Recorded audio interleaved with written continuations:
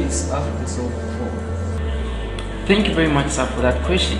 Why is Africa so poor and yet God has blessed us with plenty of natural resources? He has given us natural resources in abundance. The answer to that question is very simple. But before I go any further, let me first talk about my very own country, Zambia. Zambia is the second largest producer of copper in Africa, and it is the fourth in the world. But it is ranked among the bottom 20 poorest countries in the world. Does that make any sense? Come on. Being the second largest producer of copper in Africa and the fourth in the world, and yet being ranked among the bottom 20 poorest countries in the world? Quite right. We have a lot of internal factors, but for now let me just focus on the external factors. The answer to that question is very prosper, and it lies in the structural adjustment programs. Yes, the SAP, the structural adjustment programs.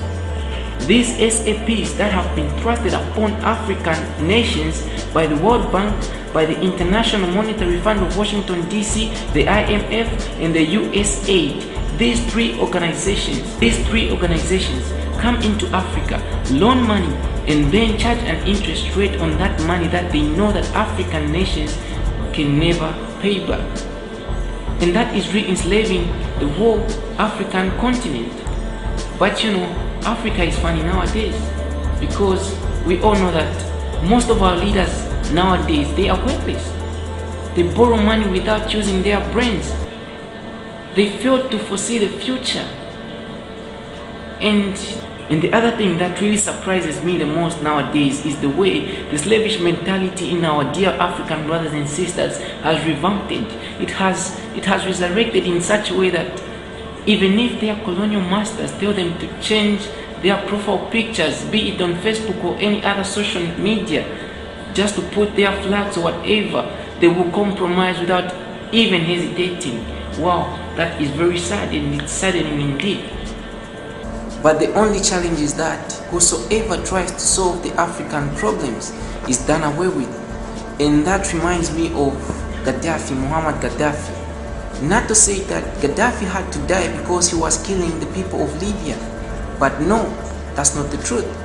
Gadafi had to die because he had a revolutionary idea. He had ideas that were going to liberate the African economy. The state came up with an idea of erecting one African central bank that was going to back up the African resources. And if those plans were executed, they would have brought about the destruction of the Western economy, because these people are very poor. Their currencies are not backed up on any natural resource. So if surely Gaddafi's plans had gone on successfully, they would have destituted all the economical systems of this world, starting from the greatest nation to the least. So that's the reason why the African child had to die. That's the reason why they had to kill Gadafi. Thank you very much. Okay, thank you.